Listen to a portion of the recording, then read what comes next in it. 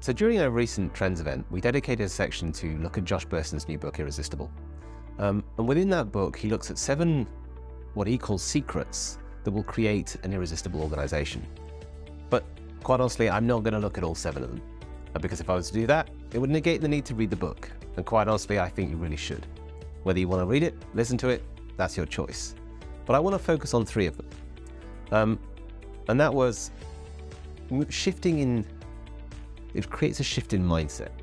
And it goes, how do you move from this obsession from promotion to that of career growth? Moving from a mindset of boss to coach, and then versus looking at something like hierarchy, looking at how you create teams that can be fluid and that can move based on the work that needs to be done. Now, the first of those I'd like to look at is this idea of growth versus promotion. Because I think as a culture, and largely because of the way businesses have been formed, we've become obsessed with the idea that the only way to progress your career is to move through the tiers of leadership. And often enough, many people may have no aspiration to do that. In fact, they might actually be really bad managers.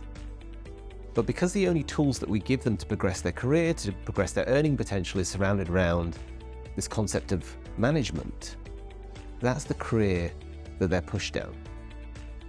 And throughout the course of Irresistible, what Josh looks at is the power of skills and the power of giving people access to develop new skills and capabilities that not only enthuse the individual and give them the tools to progress their career, but can often be infinitely more powerful and valuable to the organization that they work for. And so suddenly, rather than seeing this pyramid structure where you're constantly striving for the top, you're able to create this dynamic atmosphere where people can both progress themselves and develop their skills and capabilities, but also evolve an organization and what they're capable of. Now, along that theme,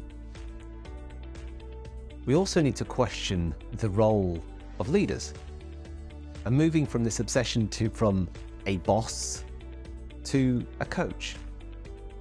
Because again, if you think about the way hierarchy has historically been built, we actually disincentivize leaders to develop their people.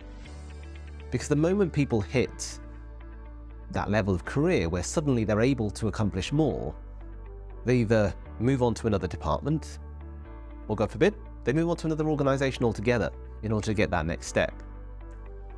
And their leaders and their teams are almost trying to hold back that progression by suddenly going, okay, well, if I control this, if I keep people within my team, I'm going to be more able to deliver on my KPIs and be able to hit those goals and achieve those bonuses I actually want to do.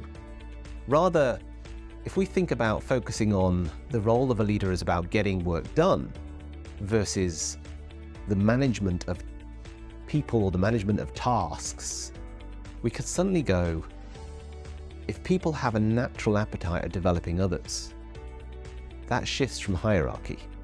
And if we build our reward structure and our recognition to the culmination point where people are at their most, the highest possible reward is that of when somebody actually develops out of their team, they develop enough skills and capabilities that they're able to move on, that'll create a really healthy attitude towards development and allow leaders to focus on their true calling, which is developing people and coaching them to be their best self.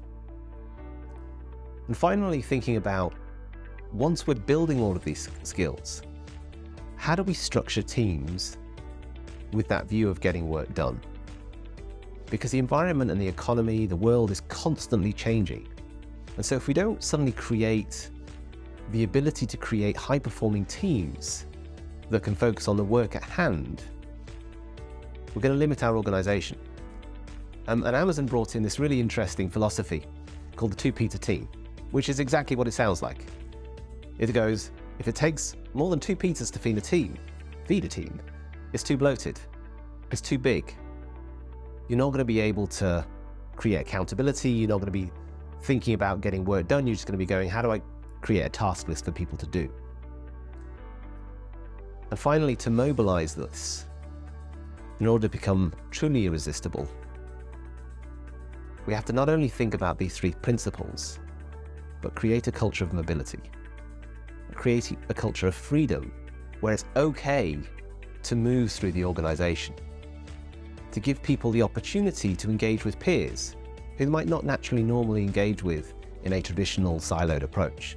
To give people access to experience that they may never have had experience to, that helps you develop those skills, gives you the freedom to try new things, and not suddenly think about every step I take is paramount to be able to progress my career, but sometimes we're going to fail, and that being okay too. And if we live by that, and we read the rest of the book, then actually I think we can become truly irresistible.